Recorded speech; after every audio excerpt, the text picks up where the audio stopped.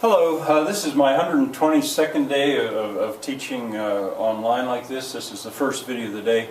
And I want to clean up a few things. We're at a little bit of a break here. I'm going to make a pause in our study of foreign language.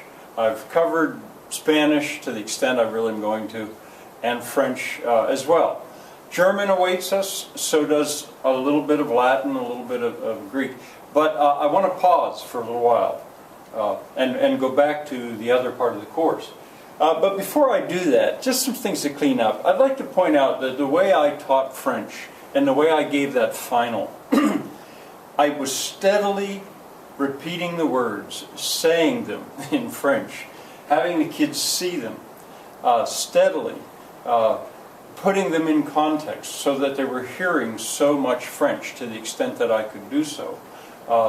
It's part of my teaching style, and I recommend it. But it's one of the reasons I got mixed up when I was doing the giving the final, and I started to give the final over again instead of give the answers. Well, you know, it's easy to get confused because I'm just all the time trying to have the kids hear French. It's so different from, say, just giving them a piece of paper and say, there's your final. And what I taught, the way I approach French and Spanish, and will German as well, is based on word frequency. I've said that before. I tried to put in that silly conversation words that occur very frequently, that you'll use them a lot. And I had told you earlier in a video that there's something like 100 words in English that make up 50% of the language based on frequency. And I'm reminding you of that. It's probably true in other languages as well.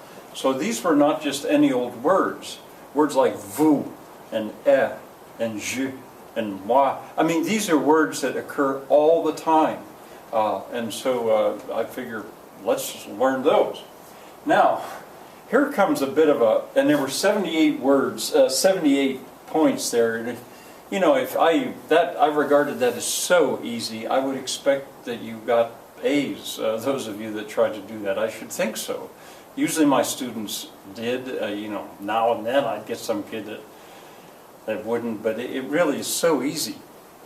But now here comes a kind of a horror story in learning foreign languages. I swapped places one time with the French teacher. Well, many times, so that the French teachers could come down and meet my students, and my students could meet them, because, you know, you might forget that I'm basically teaching to 8th graders, kids that are 13 years old, maybe 14 years old, and they have to decide, are they going to study a foreign language, and which one? That was my purpose with this, or at least the one that justified my doing it. Well, I would switch places. And I didn't do this with the Spanish teacher because I sort of knew the result was going to be disastrous. But the French teacher, I feel, was a good teacher. And so I thought, well, let's see how they do. And when I switched places, I gave this very final, exactly the same thing I had just given my 8th graders. I gave it to the French students, and I had one class that there were only 4 kids in it. This was 3rd and 4th year French combined. And I was horrified. Of those 4 students, 2 of them failed it. One of them did pretty well. I think one of them got a C, and 2 of them failed it. And I thought, how can that be? I taught my students for about 7 class periods. You guys that have viewed this, you've had the equivalent of about 7 class periods of French. They had had about 700 class periods for 4th year French, 180 class periods a year for 4 years. That's 720. And granted, there's lots of days that they don't do that much. But 100 times more time spent with French. And they had lost ground on this basis. I was horrified. I didn't know what to think, part of me said, this is grounds for a lawsuit. But then I studied 4 years of French in high school, and I probably, there was similar wasted time. I'm still puzzled, but it has me thinking a lot about what they call the learning curve in a foreign language. I think possibly you can learn a foreign language very rapidly at the beginning, but then it falls off.